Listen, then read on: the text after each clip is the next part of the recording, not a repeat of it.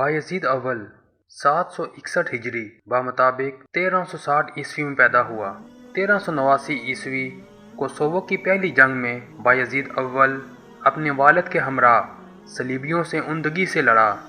इसी जंग के अख्ताम पर इसके वालिद सुल्तान मुराद अव्वल की शहादत के बाद वह सल्तनत उस्मानिया का चौथा हुक्मरान बना। बायजीद अव्वल बड़ा बहादुर, हौसलामंद, फयाज और इस्लामी फतवाहत के बारे में बड़ा जज्बाती था। इसी वजह से इसने फ़ौजी अमूर की तरफ खसूसी तवज्जो मबज़ूल की और अनातोलिया में रियासत करामान को अपनी सल्तनत में शामिल करने में कामयाब हुआ और अनातोलिया में कायम नसरानी अमारात को निशाना बनाया। हत्ता कि एक साल के कलील अरसा में ये तमाम अमारात सल्तनत उस्मानी का हिस्सा बन गए। सिर्फ मजबूत किलों वाले शहर ही सल्तनत उस्मानी का हिस्सा बनने से बच सके, जिनमें एथेंस और कस्तंतुनिया शामिल हैं।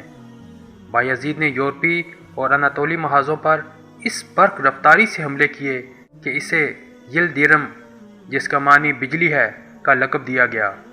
सर्बिया के साथ बायजीद ने दोस्ताना ताल्लुकात कायम करने की पॉलिसी इख्तियार की, हालांकि सर्ब ही उस्मानियों के ख़िलाफ़ बल्कानी इत्तेहाद के क़याम का सबब थे।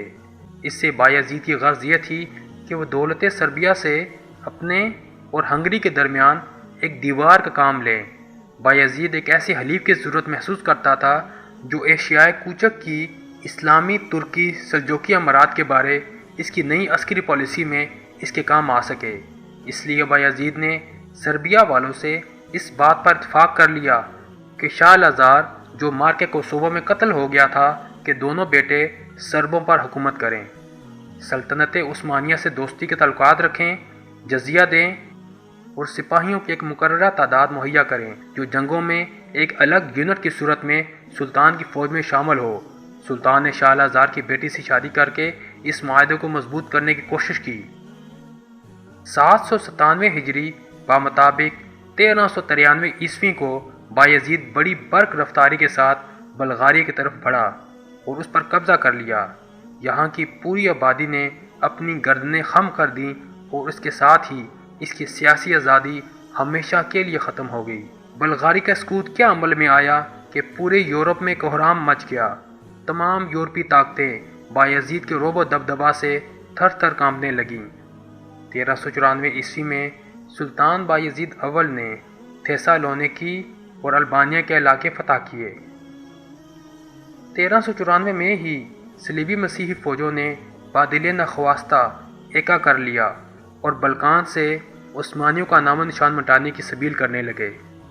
शाह हंगरी सिगिस्मंद और पॉप नाहम बोनीफेस दौलत उस्मानी के ख़िलाफ़ सलीबी मसीही यूरोपीय इत्तेहाद की तबलीग के लिए उठ खड़े हुए।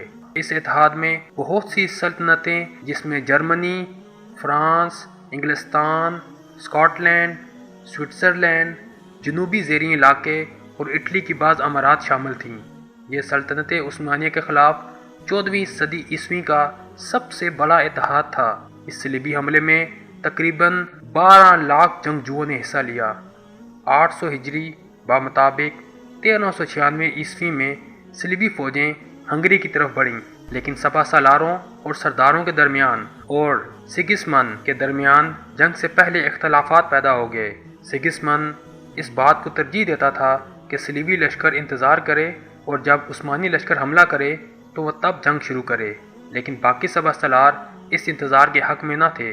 उन्होंने बग़ैर किसी इंतज़ार के अपनी फ़ौजों को लिए निकली सलीबी इत्तेहादी फ़ौजों के मुकाबले में बहुत थोड़ी थी, लेकिन अस्करी निज़ाम और असलाह के लिहाज से वो यूरोपियों पर फोकियत रखते थे। सो अक्सर नसरानी शिकस्त खोर्दा भाग खड़े हुए, कई कत्ल हुए और उनके बहुत से कायद गिरफ्तार हुए। इस जंग में बेअंदाज माली गनीमत उस्मानियों के हाथ लगा। शाह हंगरी सिगिस्मंद, जिसका गुरूर इस हद तक बढ़ा हुआ था और वो अपनी फ़ौजी क़ुव्वत के बारे में इस कदर पर एतमाद था कि उसने कहा था कि अगर आसमान ऊपर से गिर पड़े तो हम इसे अपने नेज़ों पर उठा लेंगे, वो भी फरार हुआ। उसके साथ रोडस के घोड़सवार दस्ता का रईस भी था।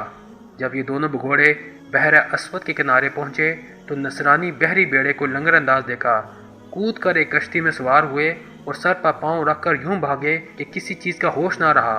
नेकोपोलिस के मार्के के बाद यूरोपी माशरे की नज़रों में हंगरी की कदर मंजरत बहुत गिर गई और उनकी हैबत और स्तूत का महल زمین بوس ہو گیا۔ اس فتح کی خوشی میں بایزید نے دارالحکومت بروسا میں عظیم الشان جامع مسجد اولو جامع تعمیر کروائی اور یورپی اسلامی دنیا میں خوشی کے شادیانے بجنے لگے۔ بایزید نے سلطان روم کا لقب اختیار کیا، جو اس بات کی دلیل تھا کہ دولت سلاجقہ کی وراثت کا وہ امین ٹھہرا ہے اور جزیرہ نما اناطولیہ پر اسے اقتدار حاصل ہو گیا ہے۔ ہزاروں مسلمانوں نے اناطولیہ کی طرف ہجرت کی۔ یہ لوگ دولت عثمانی کی خدمت کرنا چاہتے تھے۔ 1391 عیسوی میں بایزید نے بازنطینی سلطنت کے دارالحکومت قسطنطنیہ کا پہلا محاصرہ کیا، جو 7 ماہ تک جاری رہا۔ نیکوپولس کی جنگ سے پہلے بازنطینی شہنشاہیت پر بایزید دباؤ سخت کرنے اور قسطنطنیہ میں مسلمان کے امور کا فیصلہ کرنے کے لیے قاضی کے تقرر پر حکومت کو مجبور کرنے میں کامیاب رہا۔ 1393 میں بایزید نے بیزنطینیوں کے سمندر کے راستے ہر طرح کی مدد روکنے کے لیے انازول قلعہ تعمیر کیا۔ 1395 میں بایزید نے دوبارہ قسطنطنیہ کا محاصرہ کیا۔ اس بار بیزنطینی شہنشاہ نے اسلامی محکمہ قضاء کی تشکیل، مساجد کی تعمیر اور اسلامی برادری کے لیے شہر کے اندر 700 گھروں کی تخصیص کو منظور کر لیا۔ ایک کثیر آبادی والے محلے کے نصف حصے کو چھوڑ دیا، جس میں عثمانی فوجی حفاظتی دستہ ٹھہرا جو 6000 سپاہیوں پر مشتمل تھا۔ دولت بازنطینیہ پر مقرر جزیہ بڑھا دیا گیا۔ اس کے علاوہ یہ اجازت بھی لی گئی کہ بیزنطینی دارالحکومت میں مسلمان اذان پڑھ سکیں گے۔ مارک نیکوپولس میں عظیم کامیابی کے بعد عثمانیوں نے اپنے پاؤں بلقان میں جما لیے، جس کی وجہ سے بلقانیوں کے اندر خوف و ہراس پھیل گیا۔ بوسنیا نے بھی دولت عثمانی کے بعد اس کے حکام کو سزا دی، جو صلیبی اتحاد کے لیے عسکری مدد لے کر آئے تھے، اور بازنطینی شہنشاہ کو سزا دینے کے لیے بایزید نے مطالبہ کیا کہ وہ قسطنطنیہ اس کے حوالے کر دے۔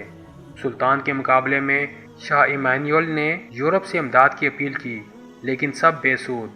حقیقت یہ ہے کہ قسطنطنیہ پر قبضہ بایزید اول کے جہادی پروگرام میں بہت بڑی اہمیت رکھتا تھا۔ 1397 میں اسی لیے وہ ایک لشکر اجرا لے کر بڑھا اور بازنطینی دارالحکومت کا سخت محاصرہ کر لیا۔ قسطنطنیہ کا یہ محاصرہ 1401 تک جاری رہا، جس کے دوران ایک مرتبہ نوبت یہاں تک آ پہنچی کہ بازنطینی حکمران شہر چھوڑ کر فرار ہو گیا اور قریب تھا کہ شہر مسلمان افواج کے ہاتھ آ جاتا۔ یورپ اس انتظار میں تھا کہ آج یا کل کس وقت اس قدیم دارالحکومت کا سقوط عمل میں آتا ہے کہ سلطان ایک نئے خطرے سے نمٹنے کے لیے محاصرہ اٹھا کر مشرقی علاقوں کی طرف روانہ ہو گیا۔ 1400 عیسوی میں وسط ایشیا کا جنگجو حکمران تیمور مقامی حکومتوں کو زیر کر کے ایک وسیع سلطنت قائم کرنے میں کامیاب ہو گیا۔ تیمور اور سلطان بایزید کے درمیان جب کلش میں مختلف عوامل اور اسباب کار فرما تھے، جن میں اہم ترین عراق کے وہ امیر جن کے علاقوں پر تیمور نے قبضہ کر لیا تھا وہ سلطان بایزید کے ہاں پناہ گزین ہوئے۔ اسی طرح ایشیا کوچہ کے بعض امراء نے آ کر تیمور کی پناہ لے لی تھی، اور دونوں جانب پناہ لینے والے یہ امراء تیمور اور سلطان بایزید کو جنگ پر اکساتے رہتے تھے۔ اس کے علاوہ نصرانیوں نے تیمور کو شے دی کہ وہ سلطان بایزید پر حملہ آور ہو اور اس کا خاتمہ کر دے۔ دونوں حکمرانوں کی طرف سے ایسے خطوط تحریر کیے گئے جس میں ایک دوسرے کی تصحیح کی گئی، جس نے جلتی پر تیل کا کام کیا، اور سب سے بڑھ کر یہ کہ دونوں حکمران اپنی سلطنت کو وسیع کرنا چاہتے تھے اور ان کی ریاستوں کی سرحدیں ملتی تھیں۔ یہی چیز اس چپ کلش کا اصل محرک ثابت ہوئی۔ تیمور اپنے لشکر کو لے کر آگے بڑھا، سواس پر قبضہ کر لیا اور شہر کے محافظ لشکر کو شکست دی۔ سلطان بایزید ایک لشکر لیے 804 ہجری بمطابق 1402 عیسوی کو تیمور کے مقابلے میں انقرہ پہنچا۔ 20 جولائی 1402 عیسوی کو جنگ انقرہ میں تیمور نے عثمانی فوج کو شکست دے کر سلطان بایزید کو گرفتار کر لیا۔ سلطان بایزید کو جنگ انقرہ میں شکست کا اتنا غم تھا کہ وہ 1 سال بعد ہی 1403 میں دوران قید انتقال کر گیا۔ کہا جاتا ہے کہ تیمور نے شروع میں دوران قید سلطان بایزید کے ساتھ اچھا برتاؤ کیا، لیکن جب سلطان بایزید نے 3 بار بھاگنے کی کوشش کی تو تیمور نے سلطان بایزید کو پنجرے میں بند کر دیا اور اسے ہر جگہ لیے پھرتا تھا، لیکن اس بات میں کتنی صداقت ہے کچھ نہیں کہا جا سکتا۔ تیمور کے مقابلے میں سلطان بایزید کی ناکامی کی وجہ اس کی عجلت اور وہ جنگی جنون تھا جس کی بدولت وہ اپنے مد مقابل کی صحیح طاقت کا اندازہ نہ لگا سکا تھا۔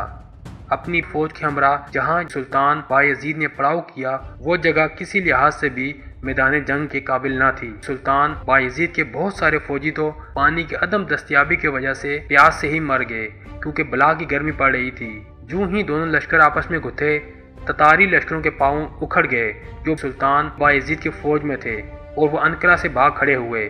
اسی طرح اسیویہ امارات کے لشکر جو اس کی فوج میں ان علاقوں کی فتح کے بعد شامل ہوئے تھے، ثابت قدمی کا مظاہرہ نہ کر سکے۔ سلطان بایزید اور اس کی بقیہ فوج بڑی بہادری سے لڑی، لیکن ان کی ایک نہ گئی اور میدان تیمور کے ہاتھ رہا۔ یورپ کی نصرانی حکومتیں تیمور کی کامیابی سے بہت خوش ہوئیں۔ انگلستان، فرانس، کشتالہ اور قسطنطنیہ کے بادشاہوں نے تیمور کو مبارکبادی کے پیغام کی شکست کے بعد تیمور نے غزنیق، بروسا اور دوسرے کئی شہروں اور قلعوں پر قبضہ کر لیا۔ اس کے بعد وہ آگے بڑھا اور ازمیر کے دروازے پر دستک دی۔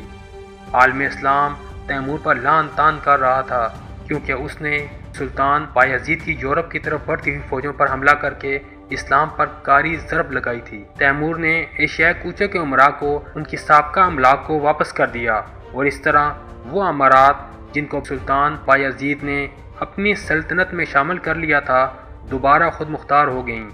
تیمور نے ایک اور سیاسی چال چلی اور سلطان بایزید کے بیٹوں میں پھوٹ ڈال کر تاج و تخت کے لیے ان کو آپس میں لڑا دیا۔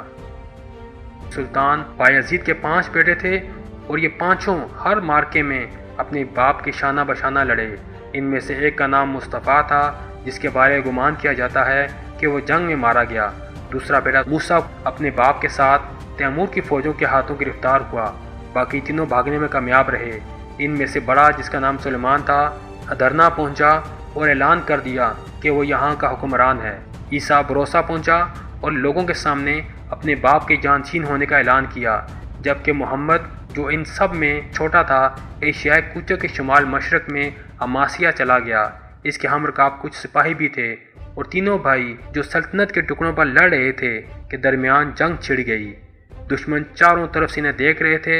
ادھر تیمور نے موسیٰ کو رہا کر دیا تاکہ وہ فتنہ و فساد کی اس آگ کو مزید تیز کر دے۔